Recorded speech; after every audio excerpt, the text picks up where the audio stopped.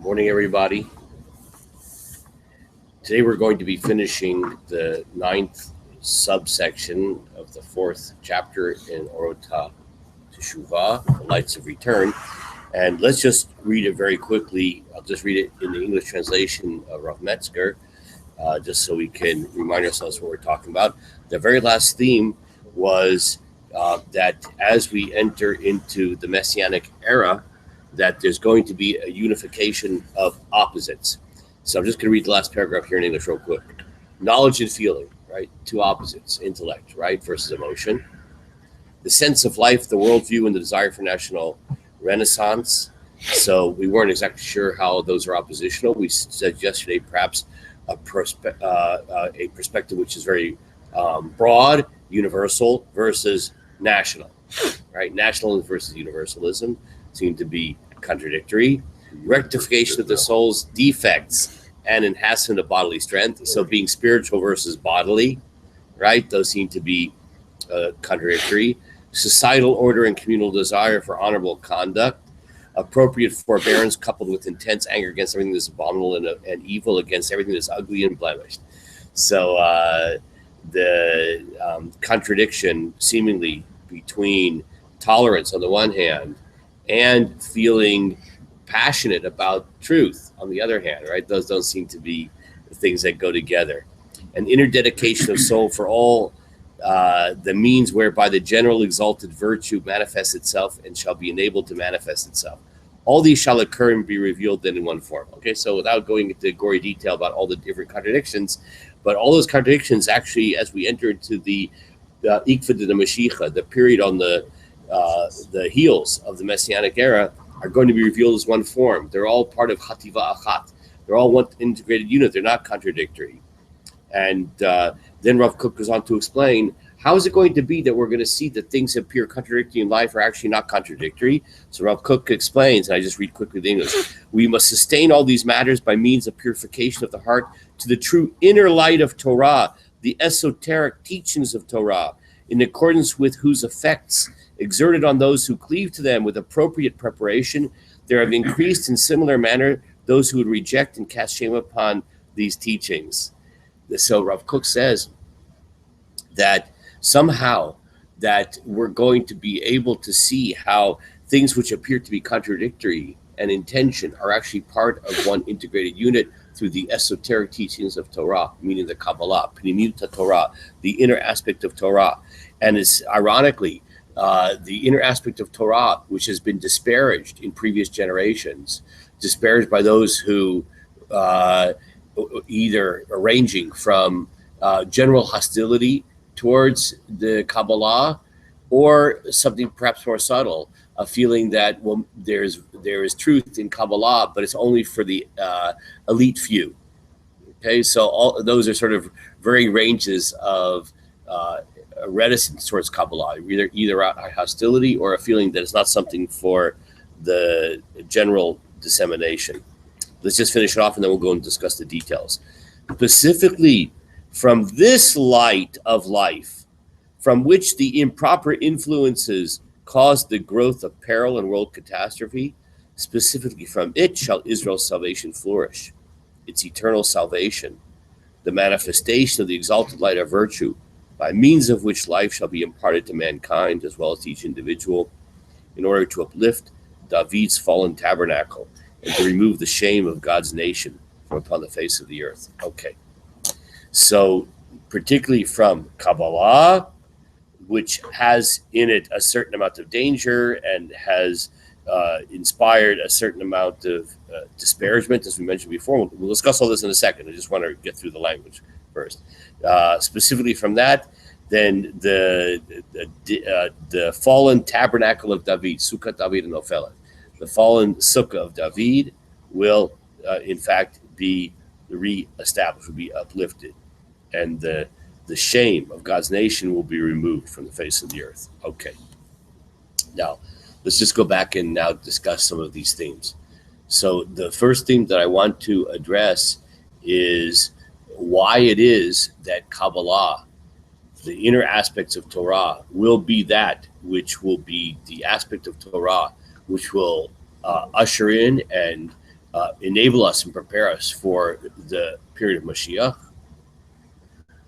Second, why is it that it's so dangerous? And why has it been a subject of disparagement in the past? And third, this reference to the fallen sukkah of David. What's that all about, the falling? And is that just a general expression for that, for going from the state of destruction to redemption, or is there something deeper there? So those are, in the next few minutes, I want to briefly touch on those three things. Now, first of all, why is it that the inner aspect of Torah is so necessary in order to usher in the Messianic era? One of the most important themes that Rav Kook touches upon is the tension between details and generality, the dots and connecting the dots. Okay, that's the macro versus the micro. Okay, you could think of this in so many different metaphors. A jigsaw puzzle, right? You buy a 500-piece jigsaw puzzle. I know the coughs are usually in the 10,000-piece jigsaw puzzle. Okay. You know, when you get them in the box, it's just a bunch of incoherent details. Incoherent in the sense that each piece has nothing to do with the other piece, right? And of course, the great challenge is to put them all together in a way which makes a coherent picture. So this is the great challenge of life and of Torah, because it's very easy to see Torah as a jigsaw puzzle with all the pieces being incoherently unrelated to the other pieces, right? Even people who are familiar with Torah, there's all this jumble of details. There's this mitzvah and that mitzvah and this custom and this practice, right? The problem is that when we see things in a disjointed fashion, that it becomes meaningless or not particularly meaningful, right? Only when you can put together the piece of the jigsaw puzzle, it becomes a coherent, beautiful whole, just like a jigsaw puzzle, right? The picture only emerges. The meaningful, coherent picture emerges when we put the pieces together. Ultimately, one of the great catastrophes that happened to the Jewish people, why is it that the Jewish people abandoned Torah in mass? Right? I didn't say to go to mass, but well, that too perhaps. But why did they abandon Torah in mass? You know, there's a very simple reason. People don't do things unless they're motivated. People aren't drawn to do things unless something is pushing them. So either you have something external that pushes you. So if a person has a gun on their head, so they might do something, or some kind of metaphorical gun, like if you're raised in a way that you think God is going to strike you down with lightning if you don't do a mitzvah. Okay, so that's an external compulsion. Or you can have an internal, you're drawn towards because it's beautiful, right? So when you live in an era in which you don't have a gun pointed at your head, and that's what happened when the Enlightenment, you know, in terms of on a world level, right? That the fences broke down between the Jewish world and the general world, that the idea of communal coercion to observe a Jewish life is no longer there so much, right? There's nobody holding a gun to your head. Well, if you don't have an internal attraction towards Torah, nothing's compelling you, so you're not going to do it. And when things are lacking beauty, right? The jigsaw puzzle with just pieces, you don't see the beauty. So why should you do it? Okay. And obviously this is a lot more complex, but in many ways, I would say that that's perhaps the answer, that we no longer saw the beauty, and we didn't see the beauty because everything was fractured into pieces instead of this beautiful, coherent whole. That's what Kabbalah does.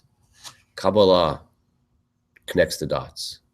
Kabbalah is a Torah which allows us to see how all the pieces of the jigsaw puzzle fit together into a coherent whole, into a unity. Now, why is this so important? Because ultimately everything is a unity. You see, it's not like artificial.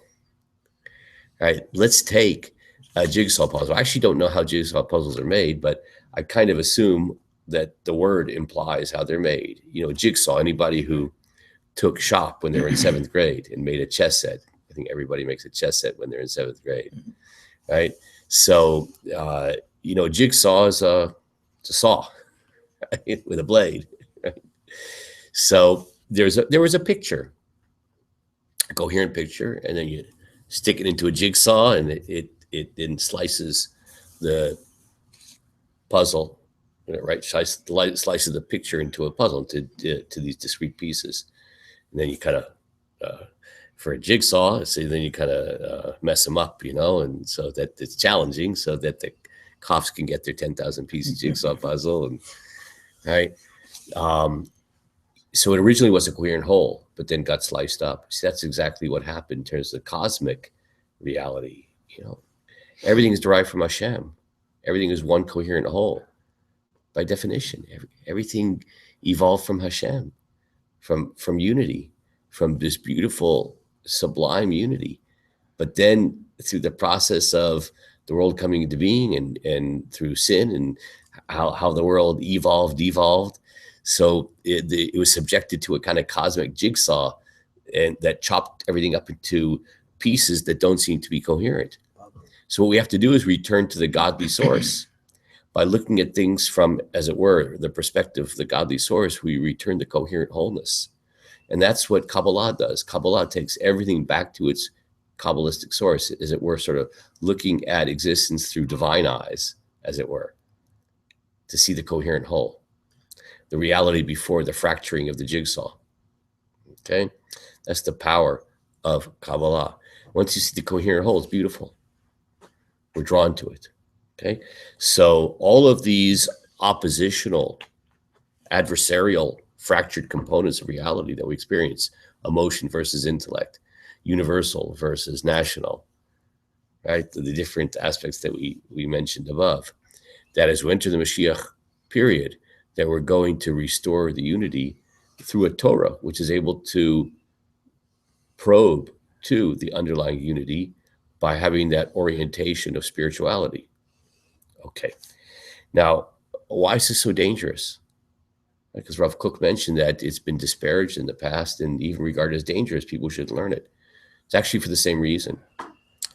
Because if you don't approach things with the right preparation of the heart, this tension between the details, right, the fractured pieces and the whole, since the approach of Kabbalah is to see the underlying wholeness, it's very easy then, through mistaken judgment, to forget about the pieces. You're so thirsty for the whole that you forget about the pieces. So let's just bring that down to what it means to live as a Jew. Jewish life is full of pieces, right? It's all the details, right? On a practical level, we do a lot of mitzvahs, right? There's the Shulchan Aruch. There's a lot of details. There's 613 mitzvot. There's a lot of details. So, no, I don't want the details. I don't want the fractured pieces, right? I want the whole.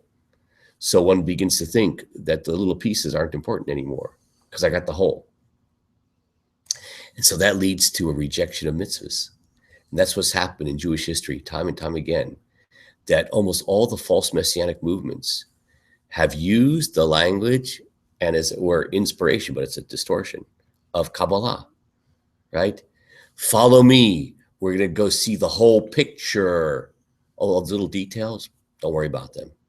Or we can kind of play fast and loose with them because we want the whole. We want the underlying unity.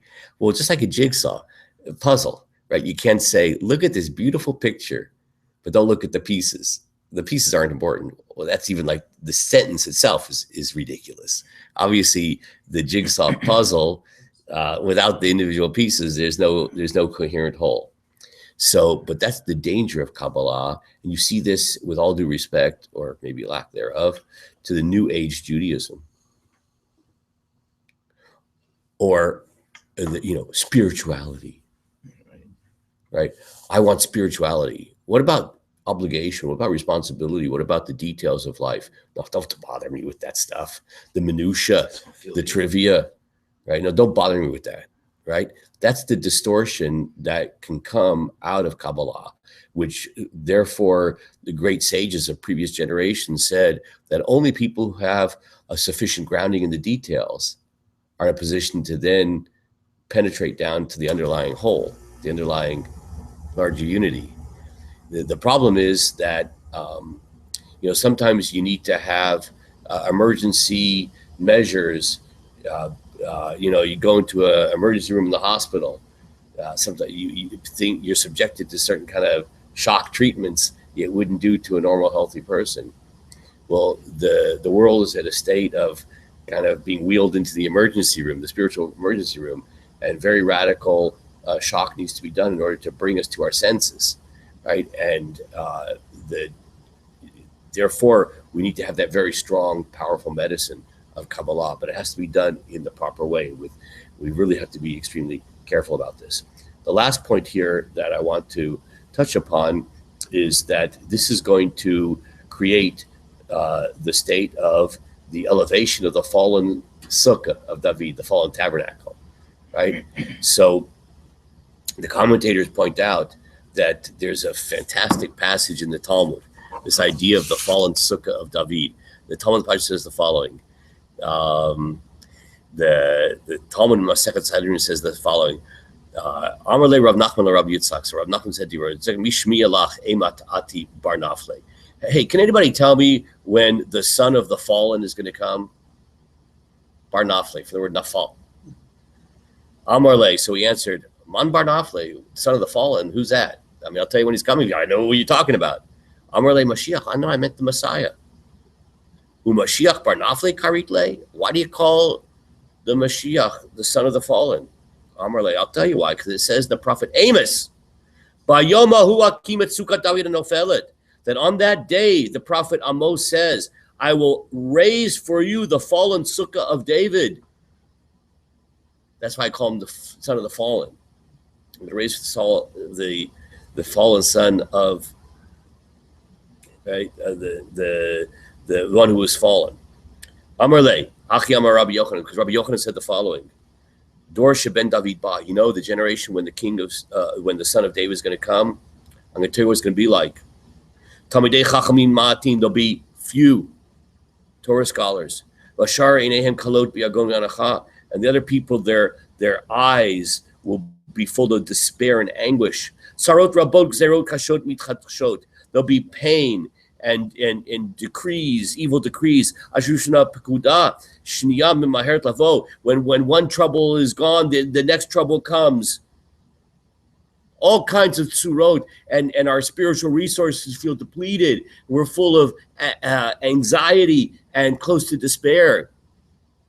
But out of that fallenness is going to rise the fallen sukkah of David. Because, amazingly enough, the wholeness can only come through the fracturedness. The coherence of the jigsaw puzzle, the incredible beauty can only come from the fractured pieces. That's why when you build that 10,000 piece jigsaw puzzle, you start out just with frustration and anxiety. Look at all these 10,000 pieces and you feel despair. And then you start working one by one, putting two and two together. And at the end you say, well, I'll be a monkey's uncle. Incredible, incredible beauty. That's why the Zohar says that if anybody who wants to come into the